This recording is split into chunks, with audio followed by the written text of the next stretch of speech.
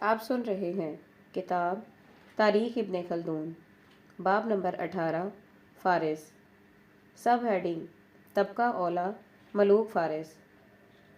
تمام علماء فارس اس امر پر اتفاق کرتے ہیں کہ کیومرس ہی آدم علیہ السلام ہے اور ان کا لڑکا منشا نامی تھا، اور منشا کا سیامک اور سیامک سے افراول پیدا ہوا، اور سیامک افراول کے علاوہ 4 لڑکے اور 4 لڑکیاں تھیں، لیکن کیومرس کا نسلی سلسلہ صرف افراول سے چلا اور باقیوں کی اولاد ختم ہو گئی جن کا کچھ پتہ نہ چلا۔ افراول بن سیامک کی پشت سے اوشنک پیشداد ہوشنگ پیدا ہوا، اور افراول کیومرس کے ملک کا وارث ہوا اور اس نے 7 اقلیموں پر حکومت کی۔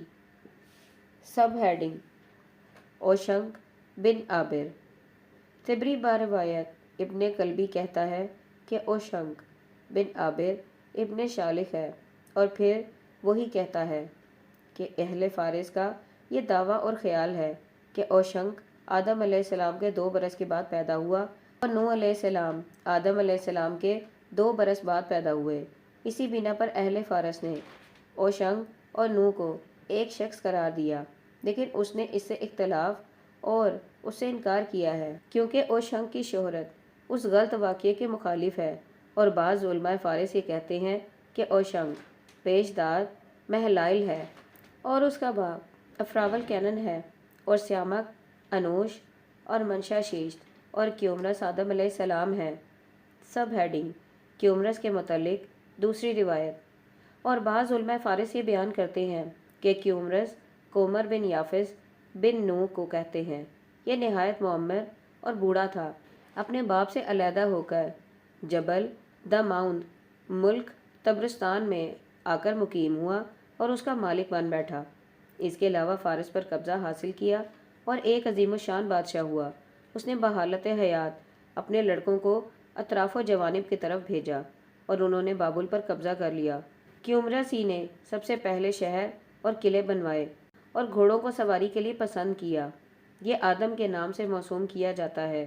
اس نے لوگوں کو اس امر پر آمادہ کیا کہ وہ اسے اس نام سے پکاریں۔ اہل فارس اس کے لڑکے ماوائے کی اولاد سے ہیں۔ ابتدائے زمانہ سے اسی کی اولاد کی کیانیا اور کسرویہ میں حکومت رہی، یہاں تک کہ حکومت فارس کا خاتمہ ہوا۔ سب ہیڈنگ تیمورس۔ اہل فارس یہ کہتے ہیں کہ اوشنک ہی مہلائل ہے اور اس نے ہند پر قبضہ حاصل کیا تھا۔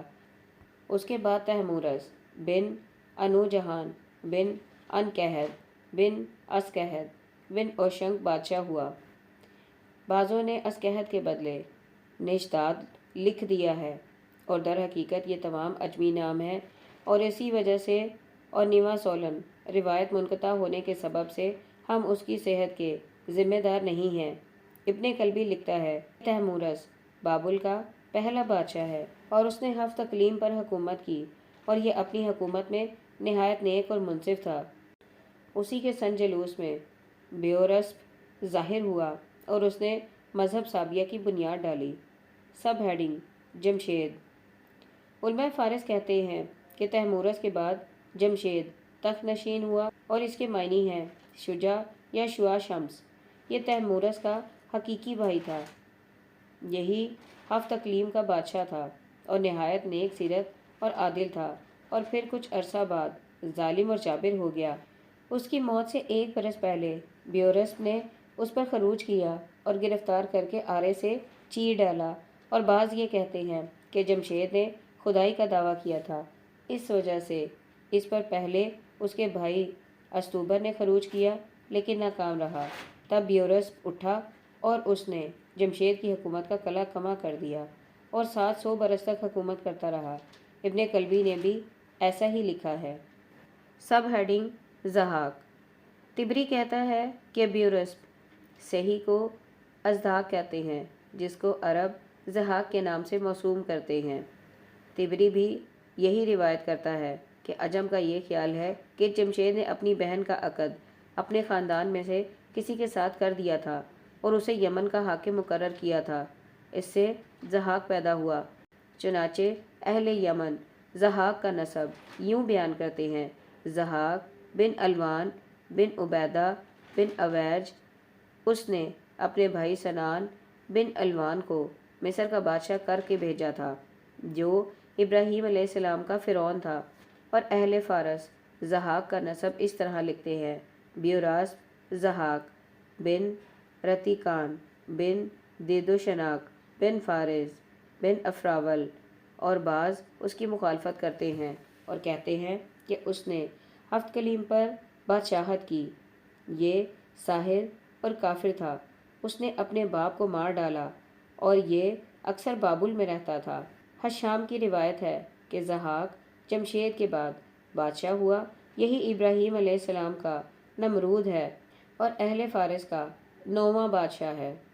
جبل دمان میں پیدا ہوا تھا۔ Sub heading: افریدون۔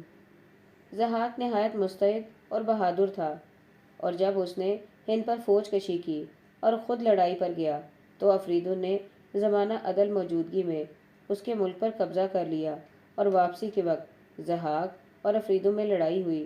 ضحاک کا ادبار آ گیا تھا، وہ ان لڑائیوں میں افریدون کے ہاتھ گرفتار ہو کر جبال دمان میں قید کر دیا گیا تھا، اور اس کی گرفتاری اور اس پر فتح یابی کے دن کو عید کا دن مقرر کیا۔ لیکن اہل فارس یہ بیان کرتے ہیں کہ شاہی خاندان جس میں حکومت چلی آ رہی تھی وہ اوشنگ اور جمشید کا تھا، اور ضحاک یعنی ہوراسپ نے ان پر خروج کیا اور فتح یاب ہوا۔ اس نے بابل آباد کیا اور نبطیوں سے اپنی فوج تیار کی، اور اہل عالم پر بزور جادو غالب آیا۔ سب ہیڈنگ: ضحاک کا قتل۔ اصفہان کا ایک شخص علی کابی حداد نامی اس کی مخالفت پر اٹھ کھڑا ہوا۔ اس کے ہاتھ میں ایک نیزہ تھا جس پر اس نے جراب لٹکا کر جھنڈا بنایا اور لوگوں کو ضحاک کے خلاف ابھار کر اس سے لڑا۔ جب ضحاک میدان جنگ سے بھاگا، اس کی رائے سے بنی جمشید میں سے افریدون کو تخت نشین کیا۔ افریدون نے تخت پر بیٹھتے ہی ضحاک کا تعاقب کیا اور اسے گرفتار کر کے قتل کر ڈالا۔ افریدون زمانہ نوح علیہ السلام میں تھا، شاید اسی وجہ سے کہا جاتا ہے کہ افریدون ہی نوح علیہ السلام تھے، لیکن تحقیق یہ ہے کہ جسے حشام بن کلبی نے فارس کے اہل نصاب سے نقل کیا ہے کہ افریدون جمشید کی اولاد میں سے تھا، ان دونوں میں 9 پشتوں کا فرق ہے۔ اس نے 2 برس سلطنت کی اور ضحاک کی تمام چھینی اور غصب کی ہوئی چیزیں ان کے مالکوں کو واپس کر دیں۔ سب ہیڈنگ: سلطنت کی تقسیم۔ افریدون نے حالت حیات ہی میں ملک کو اپنے 3 لڑکوں میں تقسیم کر دیا۔ بڑے لڑکے سلم کو روم، شام، مغرب دیا، توج تور کو ترک اور چین دیا، ارج کو عراق، ہند، حجاز دیا۔ افریدون کے مرنے کے بعد سلم اور تور نے مل کر ارج کو لڑ کر مار ڈالا اور اس کے ملک کو آپس میں تقسیم کر لیا۔ اہل فارس یہ خیال کرتے ہیں کہ افریدون اور اس کے اوپر کی 10 پشتیں اشکیاں کے لقب سے یاد کیے جاتے تھے۔ بیان کیا جاتا ہے کہ ارج کے 2 بیٹے دندان اور استوریا اور ایک لڑکی خورک نامی تھی، جو افریدون کے مرنے کے بعد اپنے باپ ارج کے ساتھ مارے گئے۔ سب ہیڈنگ: افریدون کا لقب کے۔ اس روایت سے یہ بھی معلوم ہوتا ہے کہ افریدون نے 500 برس حکومت کی اور اسی نے سمود اور نبت کے آثار سواد سے محو کیے، اور ابتداً اسی نے اپنے کو کے سے مقلب کیا اور کے افریدون کے نام سے مشہور ہوا۔ کے معنی ہیں تنزیہ یعنی مخلص اور متصل روحانیت سے، اور بعضوں نے اس کے معنی اور بھی بہت کچھ بیان کیے ہیں۔ سب ہیڈنگ: منوچہر اور افراسیاب۔ چند دن بعد منوچہر بن منشہر بن ارج نے زور پکڑا۔ یہ افریدون کی نسل سے تھا، اس کی ماں اسحاق علیہ السلام کی اولاد سے تھی۔ یہ سن شعور کو پہنچ کر اپنے چچاؤں سے لڑا اور انہیں مار کر بادشاہ بن بیٹھا اور بابل کو اپنا دارالحکومت بنایا۔ فارس کو دین ابراہیم کی طرف مائل کیا۔ پھر افراسیاب بادشاہ ترک نے اس پر چڑھائی کی اور بابل ان سے چھین لیا اور طبرستان تک اس کا تعاقب کرتا چلا آیا۔ جب طبرستان بھی منوچہر کو پناہ نہ دے سکا تو وہ طبرستان چھوڑ کر عراق کی طرف چلا گیا اور افراسیاب نے طبرستان پر بھی قبضہ کر لیا۔ افراسیاب کی نسبت یہ کہا جاتا ہے کہ یہ تور بن افریدون کی نسل سے ہے۔ جس وقت منو شہر نے تور کو قتل کیا اور اس کے خاندان پر تباہی آئی، اس وقت یہ چھپ کر بلاد ترک میں چلا گیا اور وہیں اس نے نشو نما پائی اور انہی کے ملک سے نکلا۔ اسی وجہ سے افراسیاب ان کی طرف منسوب کیا جاتا ہے۔ طبری کہتا ہے کہ جب منو شہر بن شہر مر گیا تو افراسیاب بن اشک بن رستم بن ترک نے بابل پر قبضہ کر لیا، اسی وجہ سے افراسیاب ان کی طرف منسوب کیا جاتا ہے۔ طبری کہتا ہے کہ جب منو شہر بن شہر مر گیا تو افراسیاب بن اشک بن رستم بن ترک نے بابل پر قبضہ کر لیا اور مملکت فارس کو تہ و بالا کر دیا۔ سب ہیڈنگ: زومر کا خروج۔ اس کے بعد زومر زوایا یاب بن تہمہ دست تہمہ سپ اور بروایت دیگر راسب بن تہمہ رست نے افراسیاب پر خروج کیا۔ زومر بن تہمہ رست نو واسطہ نے منو چہر کی طرف سبن منسوب کیا جاتا ہے۔ بیان کیا جاتا ہے کہ تہمہ رست اپنے باپ سے علیحدہ ہو کر بلاد ترک میں چلا گیا اور وہیں اس نے عقد کر لیا تھا، جس سے زمر پیدا ہوا اور سن شعور کو پہنچ کر افراسیاب کی مخالفت پر اٹھ کھڑا ہوا اور لڑ کر اسے سلطنت فارس سے نکال دیا اور افراسیاب ترکستان چلا گیا۔ سب ہیڈنگ: زومر کی بادشاہت۔ زومر نے اس فتح یابی کے دن کو عید مہر جان کے نام سے مشہور کیا۔ زومر کا فارس پر غلبہ اور قبضہ منو شہر کے مرنے کے 12 برس بعد ہوا۔ یہ نہایت نیک سیرت اور صلح پسند امن دوست تھا۔ اس نے بابل کو بگڑی ہوئی حالت اور افراسیاب کی تباہ کی ہوئی آبادی کو اثر نو رونق دی۔ اس نے سواد میں نہر زاب نکالی اور اس کے کنارے پر شہر بسایا اور نام زواہی رکھا۔ ہر طرح کے درخت، پھول، پھلدار درخت لگائے، طرح طرح کے کھانے ایجاد کیے، غنیمت کو اہل لشکر پر تقسیم کیا۔ Sub heading: کرشاسب۔ کرشاسب گرشاب توج بن افریدون کی اولاد سے اور باروایت دیگر اولاد منو شہر سے ہے۔ اس کا نائب تہلا اہل فارس میں ایک عظیم الشان شخص گزرا ہے، لیکن بادشاہ نہیں ہوا اور بادشاہت زمر بن تہمہ رست کرتا تھا۔ زمر اپنی حکومت کے تیسرے سال مر گیا۔ اسی کے زمانہ میں بنی اسرائیل تی سے نکلے تھے اور یوشا نے اریحا کو فتح کیا تھا۔ اس کے مرنے کے بعد ملوک فارس کے دوسرے طبقہ کی حکومت کا سلسلہ چلا، جن کا بادشاہ کباد تھا۔ بیان کیا جاتا ہے اس طبقہ کا زمانہ حکومت 2470 برس رہا۔ جیسا کہ بنی حقی اور اصفہانی نے تحریر کیا اور ان کے بادشاہوں میں سے صرف انہی 9 بادشاہوں کو ذکر کیا ہے جن کو طبری نے لکھا ہے۔ طبقہ ثانیہ: ملوک فارس۔ سب ہیڈنگ: کے بعد۔ ملوک فارس کا دوسرا طبقہ کیانیہ کے نام سے مشہور ہے۔ ان کے ہر بادشاہ کا نام کی طرف مضاف کیا جاتا ہے۔ ان کا پہلا بادشاہ کباد ہے، جو منو شہر سے 4 پشتوں کے واسطے سے منسوب ہوتا ہے۔ اس نے روسائے ترک میں اپنی شادی کی، جس سے اس کے 5 لڑکے پیدا ہوئے: کے دافیہ، کے کاؤس، کے ارش، کے نیا، کے فاسمن۔ طبری کہتا ہے کہ ملوک کیانیہ اور ترک میں اکثر لڑائیاں ہوتی رہیں۔ ان کا پہلا بادشاہ کباد نہر بلخ کے قریب، جسے جیچون کہتے ہیں، رہتا تھا۔ اس نے ترک کو زمین فارس پر آنے سے روکا، 100 برس حکومت کی۔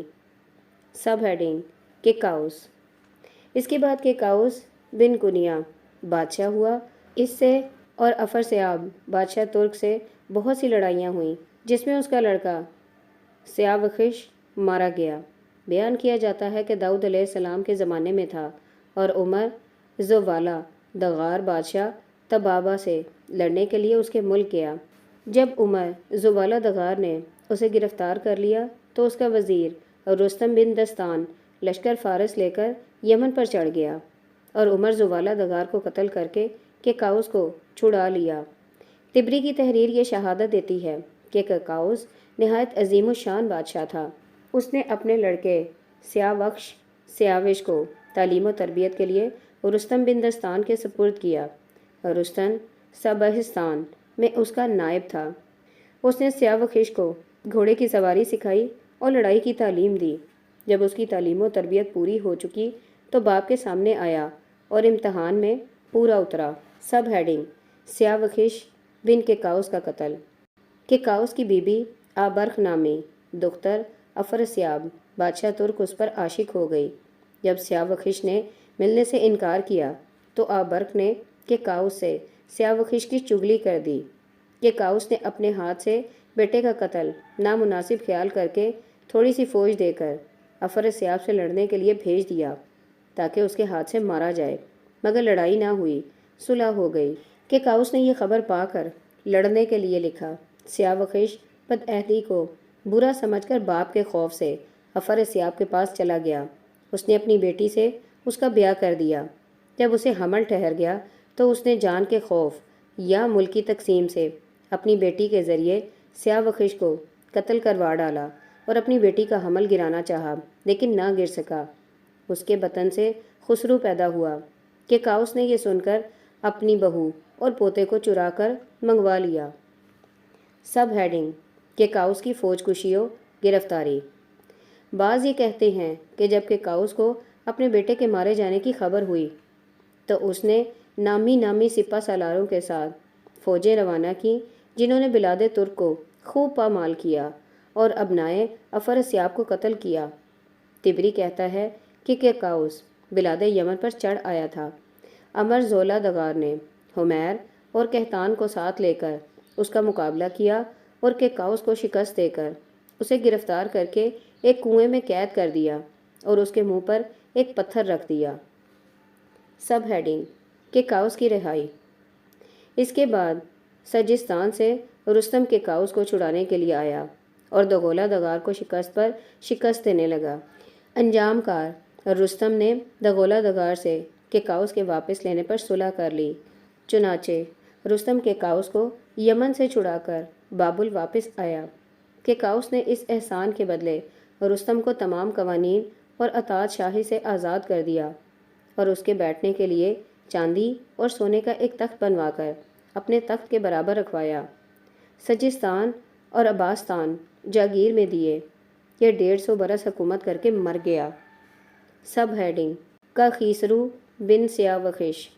کیکاؤس کے بعد باروایت تبری و مسعود بیہقیو عامہ مورخین اس کا پوتا کاخسرو بن سیاوخش تخت پر بیٹھا۔ سہیلی کہتا ہے کہ کاخسرو 3 بادشاہوں کے بعد تخت حکومت پر بیٹھا تھا۔ پہلا کیکاؤس، اس کے بعد اس کا بیٹا کیکینا، اس کے بعد اس کا لڑکا اجوا بن کیکینا کے بعد اس کا چچا سیاوخش بن کیکاؤس بادشاہ ہوا۔ پھر ان تینوں بادشاہوں کے بعد کیخسرو بن سیاوخش تخت نشین ہوا۔ لیکن یہ بالکل خلاف قیاس ہے کیونکہ تمام مورخین نے اس پر اتفاق کیا ہے کہ سیاوخش اپنے باپ کی زندگی میں ترکوں کی لڑائی میں مارا گیا ہے۔ سب ہیڈنگ: افراسیاب کا قتل۔ تبری کہتا ہے کہ کیکاؤس بن کیکینا بن کیباد نے کیخسرو کو اسی وقت اپنے بجائے تخت نشین کر دیا تھا جب وہ اپنی ماں واسفا کدین بنتے افراسیاب کے ہمراہ بلاد ترک سے آیا تھا، اور کہ خسرو نے تخت حکومت پر بیٹھتے ہی ایک فوج سپہ سالار اجوا کی سرکردی میں اصفہان کی طرف اپنے باپ کے خون کا بدلہ لینے کی غرض سے افراسیاب سے جنگ کرنے کے لیے روانہ کی۔ افراسیاب نے لشکر فارس کو نہایت ناکامی سے پسپا کر دیا کہ خسرو یہ سن کر بذات بلخ گیا اور وہاں سے لشکر اور نامی سپہ سالاروں کو جمع کر کے دفتن افراسیاب پر حملہ کر دیا۔ اس لڑائی میں افراسیاب کو شکست ہوئی اور اس کے بڑے بڑے سردار مارے گئے۔ ان میں وہ شخص بھی مارا گیا جو کیکاؤس کا قاتل تھا۔